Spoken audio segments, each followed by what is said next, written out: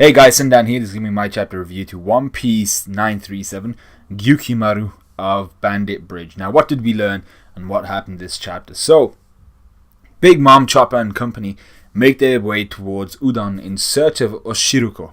It was some sort of sweet snack. I think it's got like, it's well, she describes it as like some sort of mochi thing with red bean paste in it, which I thought was just, filled mochi, but apparently, I'm not sure exactly what it is. It might be a particular variety of sweets or something like that, but it's called Oshiriko, and both Big Mom and Otama are looking forward to this, and I'll come back to why I have an issue with this kind of whole scene, and it has to do with the fact that Big Mom is being utilized in a poor way.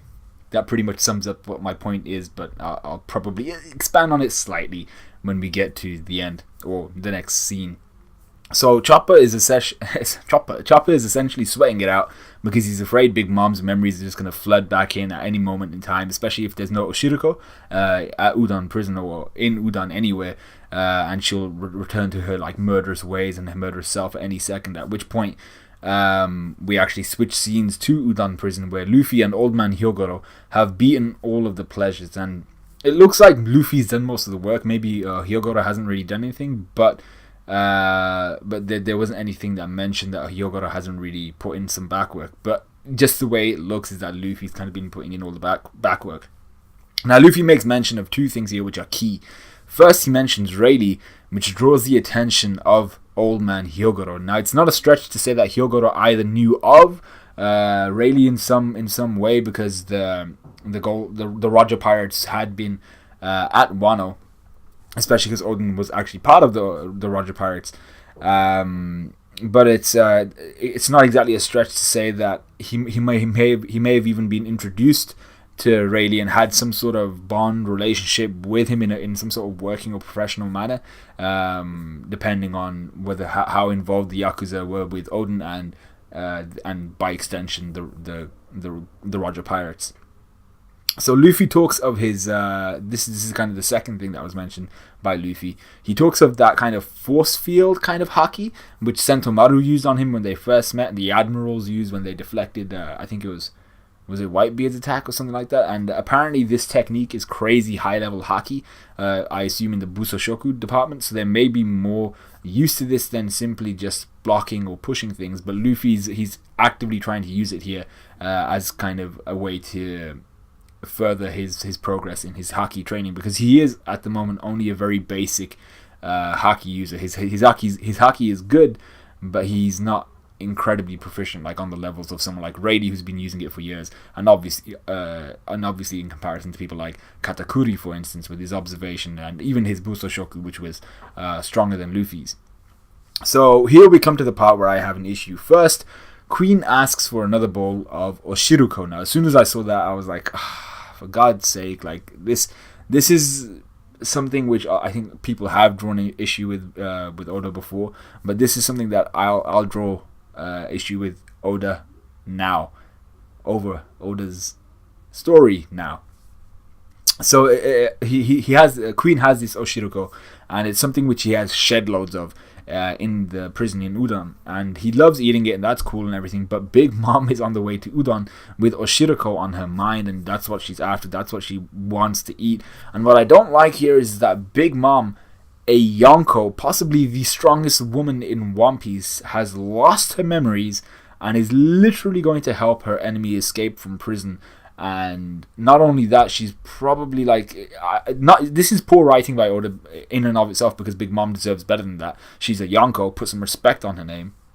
But you have to remember that Big Mom at the moment is completely docile, at the mercy of her lack of memory, and which makes her completely harmless and docile. And the fact that she might fight and take out Queen for his Oshiruko doesn't really get me excited, because if it came down to Queen versus Big Mom, I'd bet on Big Mom all day, every day.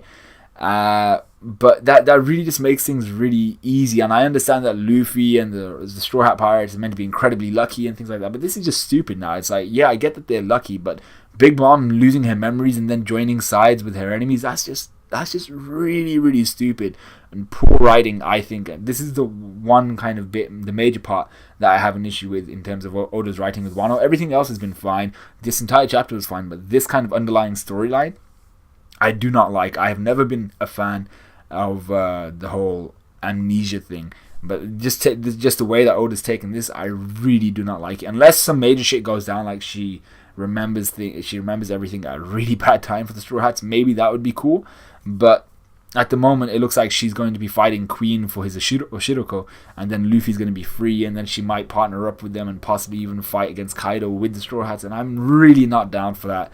I mean, like, Yonko versus Yonko, that's all cool and stuff, but Big Mom, who hates the guts out of Luffy and was the villain of the Whole Cake Island arc, and now she's kind of on our side. It just doesn't really sit well with me. It doesn't read well for me. I just do not like it. Let me know what you guys think of that for sure. So this for me is a poor usage of Big Mom, in my opinion. We then go to the Ringo province where Zoro fights the warrior monk Gyukimaru.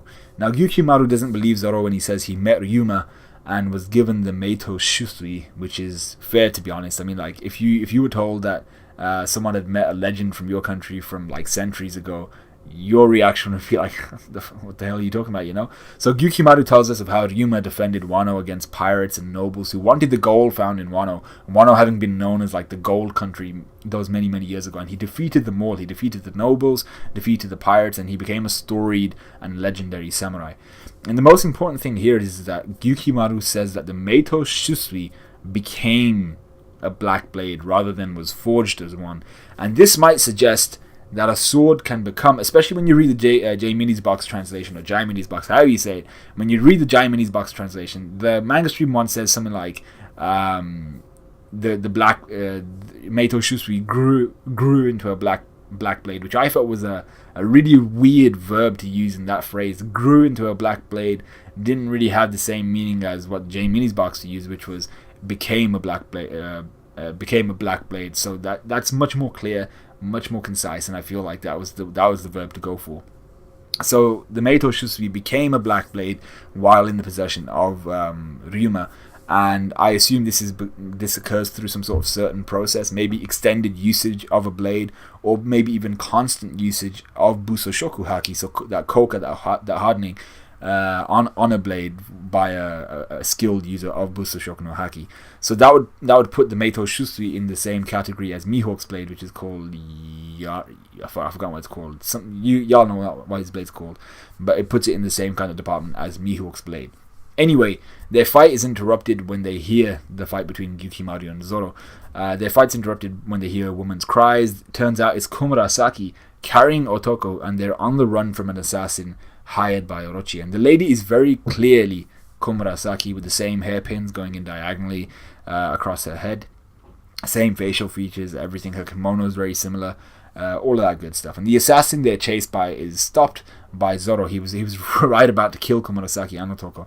But he's stopped by Zoro. So the assassin is this dude. He looks really cool, to be honest. He gave me that Aoshi Shinomori. Actually, it's Aoshi Shinomori. Yeah, he gave me that Aoshi Shinomori vibe. Actually, is that even his name? Yeah, you know the bandage guy from Rurouni Kenshin? I think it is Aoshi Shinomori. He gave me those vibes of the kind of the bandages all over him and the little tufts of hair coming out and stuff like that. And so he has bandages all over him, normal kimono, and he has twin sickles, and these are quite large sickles. Like the handles for them, the shafts for them are really long in comparison to a normal sickle, and the blades obviously are oversized as well. So he has twin sickles as his choice of weaponry. He recognizes Zoro as Zoro Juro, the kind of Ronin who's been going around just killing people, but he doesn't recognize Komurasaki, and it seems his target is Otoko. Now, it could be he doesn't recognize Komurasaki because A, he thinks she's dead, 2, because he was never really involved with Komurasaki being like that kind of manslayer murderer. He's always been on the run. He probably never had many opportunities to visit the kind of the respected establishment that Komurasaki comes from. So with the promise of food and wine, Zoro engages Kamazo the killer, which is the bandage guy's name, while Gyukimaru lays off his cheap shots for a bit. Kamazo and Zoro go at it for what looks like a while, to be fair, until Gyukimaru gets impatient and lashes out against Zoro. A complete dick move, which actually distracts Zoro from Kamazo, and this allows Kamazo to land a brutal blow through Zoro's right shoulder, which would be that one. Zoro then kind of tenses his muscles around the blade, disallowing Kamazo from forcing the blade back out, which then forces Kamazo to abandon this one blade that he's used to strike Zoro, retreat a few steps, and then prepare for another attack.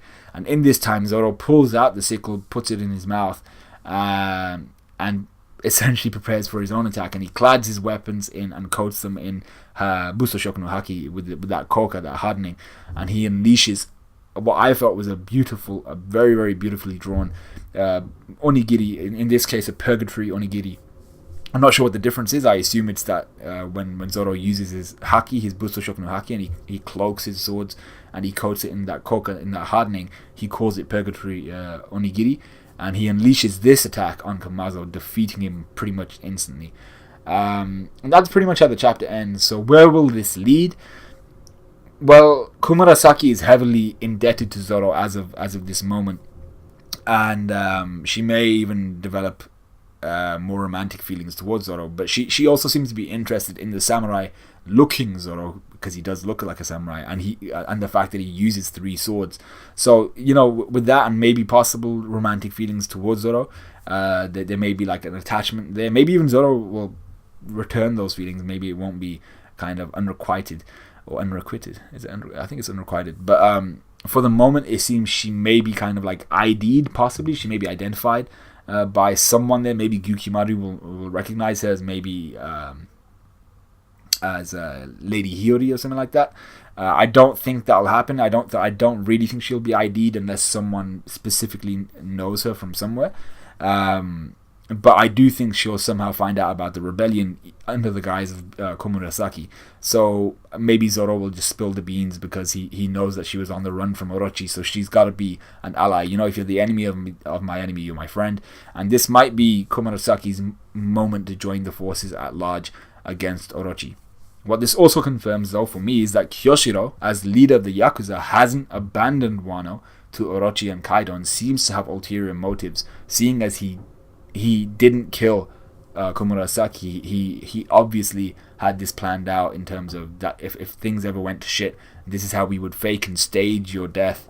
So they were very well prepared, and possibly had been preparing something like this for a while. So maybe Kyoshiro isn't as evil as we once thought he was, and maybe the Yakuza are still part of Old Man Hyogoro's kind of.